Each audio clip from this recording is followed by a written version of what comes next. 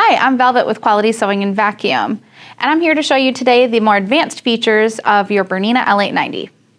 So on our screen here we have our two modes, guided mode and expert mode. We're going to be walking through guided mode today. So here's our main page, and we're going to go ahead and go into our cover stitch option.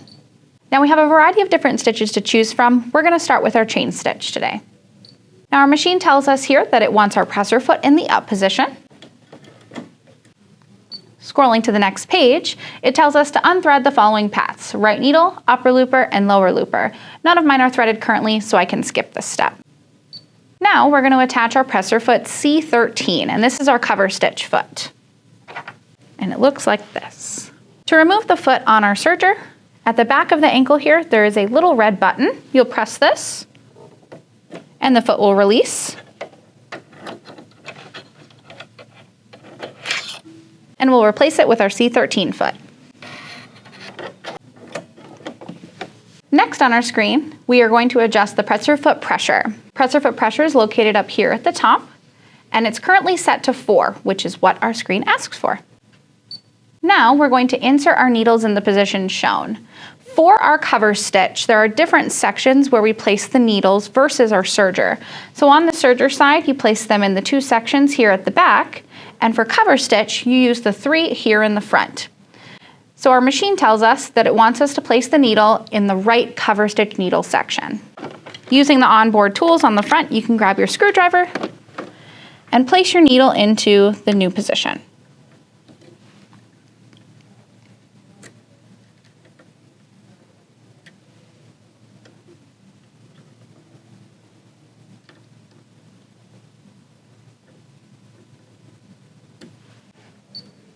Our next step here tells us to deactivate our knife. So to do that, on the left side of the machine here you have a lever, and you're going to switch this lever all the way to the back.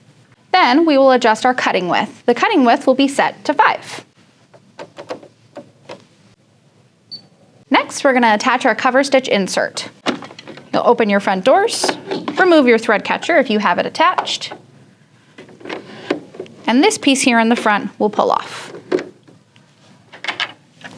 Next, you'll replace it with this one.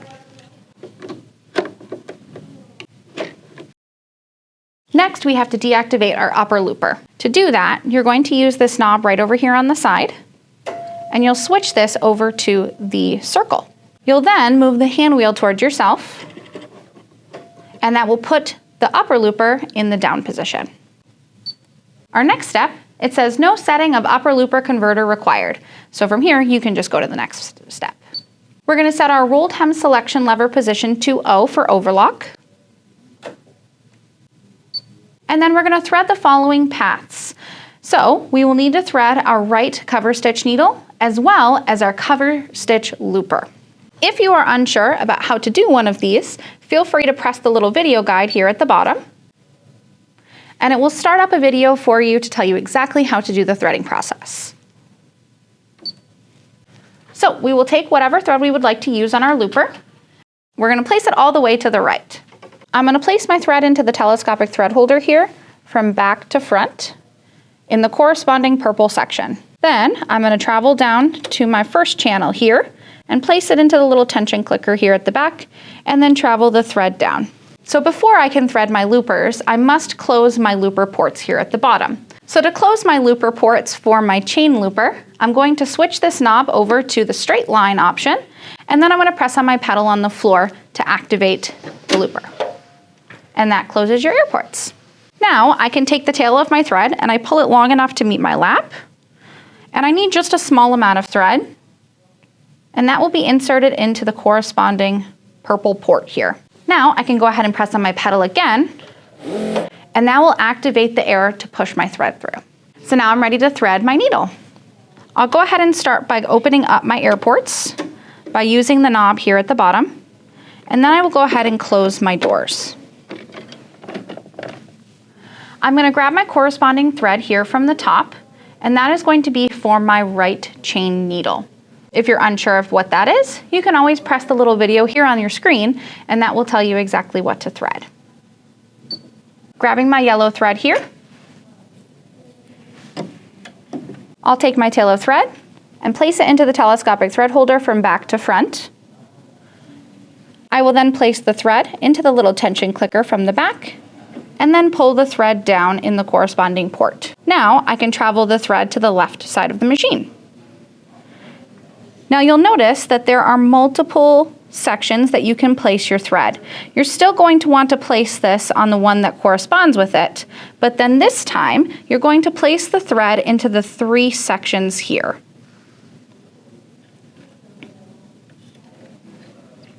Now, once you've come to this point, you're going to put the thread underneath this silver hook and pull up, and then you will place it in the correct position for whatever needle you're using. Today we're using the right, so I'm going to go up and over into the right section here. Now I can travel the thread down and place it in the corresponding port here that's closest to where my right cover needle is at, which is about in the middle. Now I can place the thread into the little slot here on the side. And I can go ahead and thread my needle. So I can either thread my needle from front to back normally, or I can use the provided needle threader.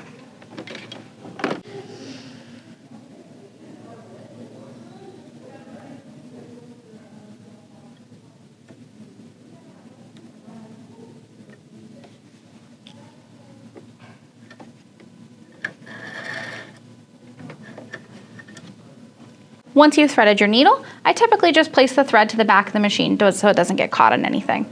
And once you're ready to begin, you'll go ahead and press the green check on the screen. So up at the top here, it sets all of your tensions for you that you need for each one of your threads, and you don't have to change any other setting unless you'd like to. So now I'll take a piece of cotton here, and I'm going to fold this in half. And I'll place this underneath the presser foot. Now, since we're not using the blade at all, you can really position the fabric wherever you want. I typically place it right at the beginning of my needle, and I put my presser foot down. Now I can go ahead and start stitching.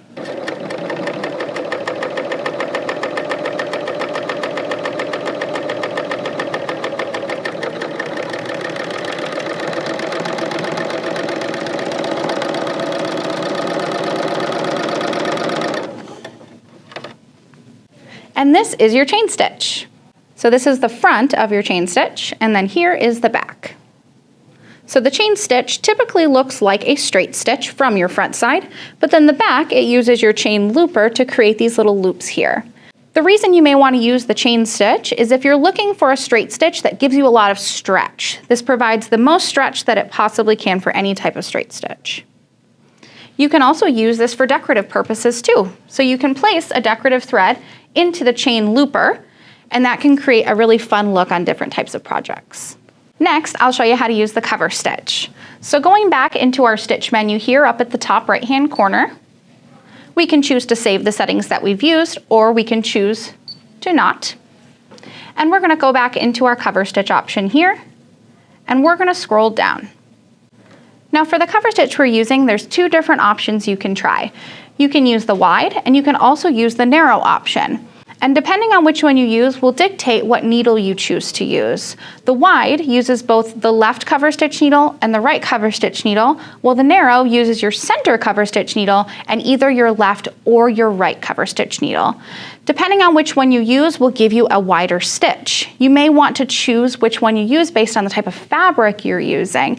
I typically like to use the wide option because it gives a little bit more coverage on the edge of my fabric, while the narrow option is going to give you a little bit less coverage and is better for your finer weight fabrics. So let's go ahead and try out our narrow option.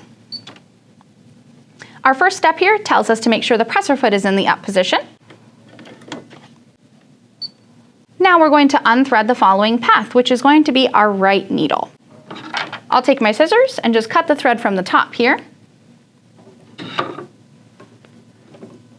I'll put my needle in that position, and then I can simply pull my thread out.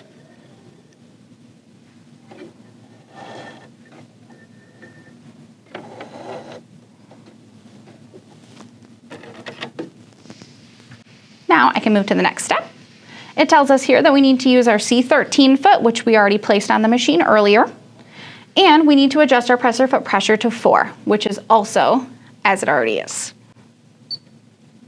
Next, we're going to need to place our needles in the correct positions. We're going to be using our left cover needle and our center cover needle. One of the handy features of this machine is the little foam pads here down at the bottom. So if you need to use a needle again, maybe it's still good, you can place it here in the foam pad to use it.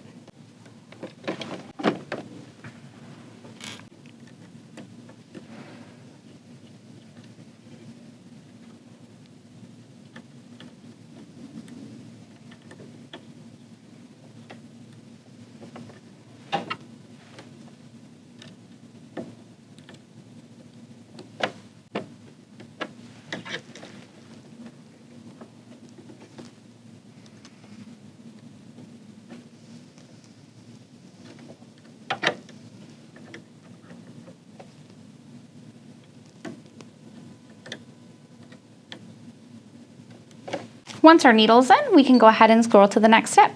So we need to make sure our knife is deactivated, which it already is, and that our cutting width is now set to 5. So down here at the bottom is where we have our cutting width, and we are already set to 5.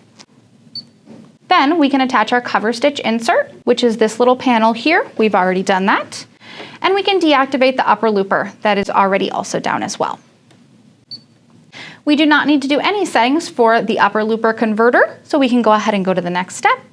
And we're going to set our rolled hem selection lever to O, which that is already there as well. Next, we're going to thread each one of these ports. So our cover looper is already threaded, so we do not need to worry about that. But we do need to now thread for our center needle and our left needle. Our center needle and our left needle are going to be the blue and the green ports here. And once again, you can thread this machine in any order you like, but I like to work right to left. It's just easiest for me.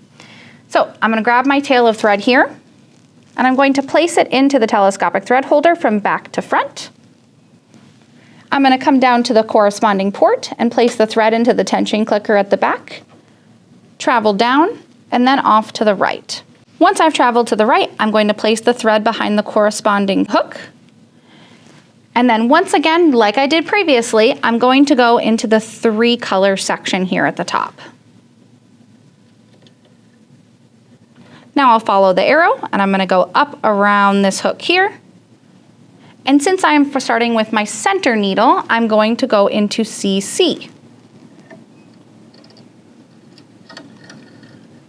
Now I'll place the thread here into the port that corresponds with this, which is the one second to the left.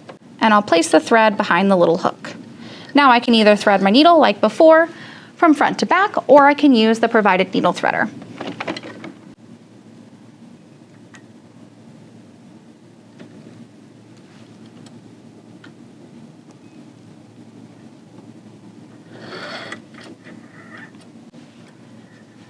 Now I typically take my needle threads and I just place them to the back of the machine so they don't get caught. Now I can go ahead and start working on my left needle. So my white thread here at the back, you're going to pull the tail from the back to the front of your telescopic thread holder. I'll pull the thread down into my tension clicker that corresponds with green. And then I'm going to travel down this port and then to the left. Pretty much the same process as your other needles. Then I'm going to follow behind the green hook, up and around the 3 section, and then up and around following the arrow on your silver hook here. Now that we're doing the left cover stitch needle, I'm going to come up all the way to the end and up and around for LC. Then this thread goes into this final port here on the left side. And now I can thread my needle.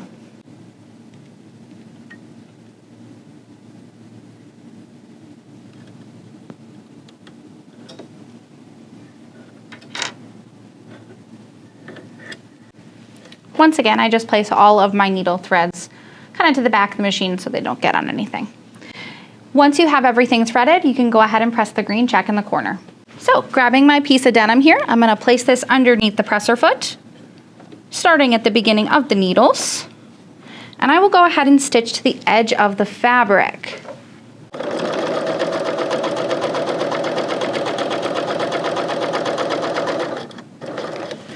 Now when you're doing cover stitch, you want to stitch right up to the edge of your project, and then you will lift your presser foot up. I will also put my needles in the up position. This is called your cover stitch hook. And it has these little prongs on here to help you pull the thread forward when you're trying to release the fabric from your cover stitch. So, if needed, I can lift the toe up just slightly with my thumb here so I can see better underneath. But I will use this tool, slide it under the foot from the back of the thread here, and then pull forward to release these threads.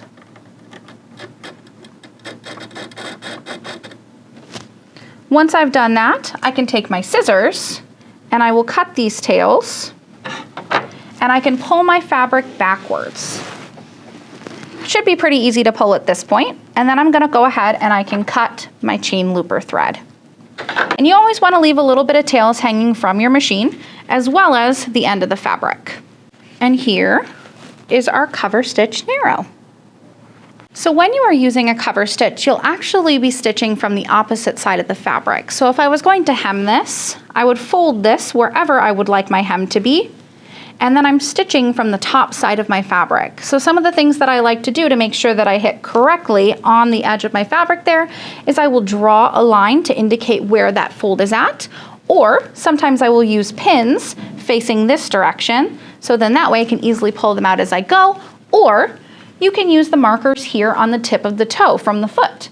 So each one of these little markers lines up with the corresponding needle, and this can make it a lot easier for you to make sure that you have your stitches in the correct position. So I'll position my fabric underneath the machine again, but this time I'm gonna use my little guides on the tip of the toe here to make sure that my thread is gonna be caught on the edge of my fabric.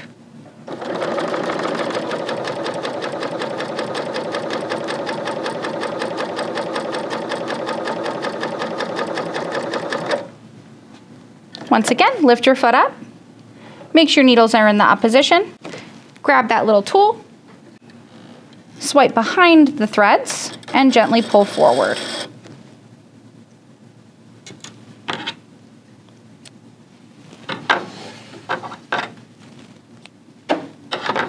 And there is your cover stitch around your hem. Next, I'll show you the 4-thread cover stitch option.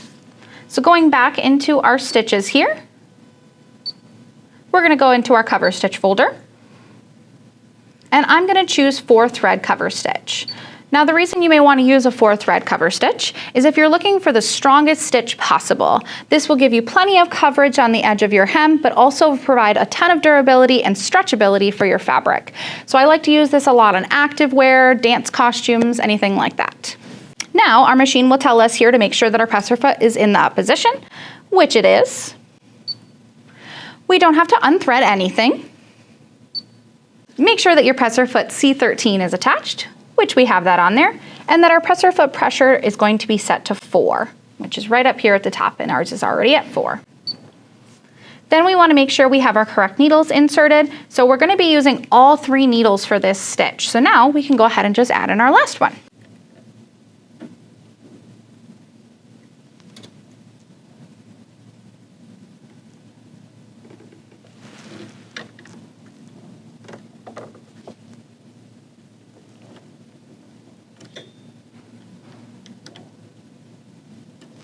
Once all your needles are in, go ahead and scroll to the next page. Make sure your knife is deactivated, as well as your cutting width set to 5, which we already have all of those things. Then you're gonna make sure your cover stitch insert is attached, which is this piece here, and ours is already on. And we'll deactivate our upper looper, and that's already down. No setting of your upper looper converter is required. And then we're gonna set the rolled hem selection lever position to O, and that's already there. Now we have to thread one more port. We currently have our chain looper threaded, as well as our left and our center needle, so now we just need to thread the right. So grabbing our thread here, we're gonna put it into the blue section from back to front, and then down into our tension clicker, and then following down the blue path. Then we'll travel to the left again, behind the blue hook, and then up around the 3 colored hook. Now we'll go from the bottom to the top, around our silver lever here, and then around our RC needle section. Lastly, the thread's gonna sit into the little hook here towards the needles, and then you can thread your needle.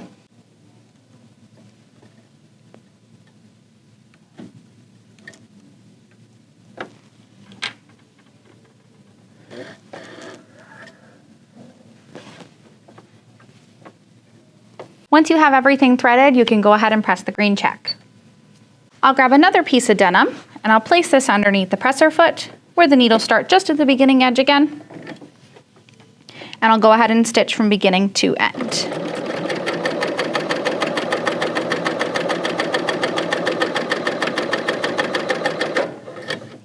This one's going to be very similar to our 3-thread option. So we're going to have to lift the foot, lift the needles, and then use that handy tool again to pull those threads forward.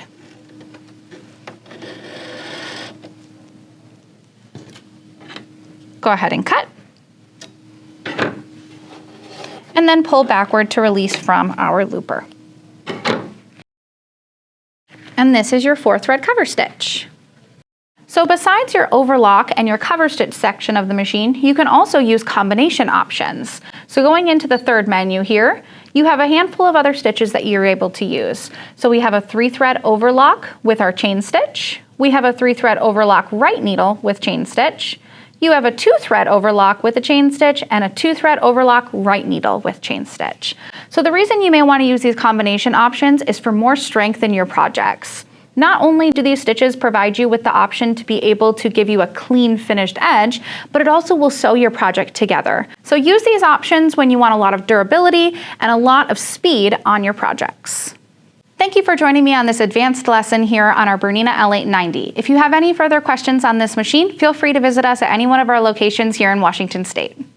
If you want to see more content like this, feel free to subscribe to our channel, and we'll see you next time.